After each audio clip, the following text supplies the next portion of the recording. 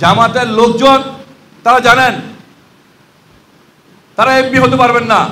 আমি একটু শুধু উদাহরণ দেই, জামাতের বর্তমান আমির ডক্টর শফিক সাহেব, তিনি কিন্তু কোনো কিন্তু আলেম নয়। তিনি এক সময় জাসদ করতেন, জাসদ ছাত্রলীগ করতেন, সরবরাহ করতেন। অনেক মানুষ এক সময় খুন, সরবরাহরা জাসদরা কিন্তু স্বাধীনতার পরে অনেক মানুষকে খুন করেছেন, বিশেষ করে আওয়ামী লীগের লোকজনকে। আবার আওয়ামী লীগে কিন্তু জাসদকে খুন করেছেন। এই ডক্টর শফিক তখন জাসদ করতেন, এখন জামাতের আমির হয়েছেন।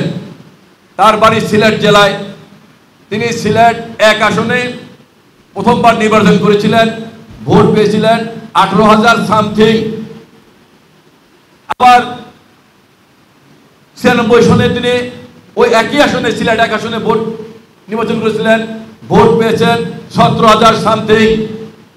2001 সনে মৌলভীবাজার 2 আসনে তিনি নির্বাচন করেছিলেন, ভোট পেয়েছেন 12,000 সামথিং। অর্থাৎ 3বারও কিন্তু তিনি 50,000 ভোট পাননি।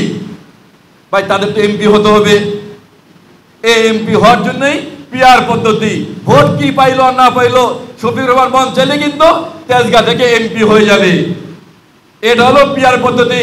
বাংলাদেশের মানুষ এই পিআর পদ্ধতি যখন গ্রহণ করলেন না, নতুন করে এই নির্বাচন বানচাল করার জন্য শুরু করলো আবার গণভোট।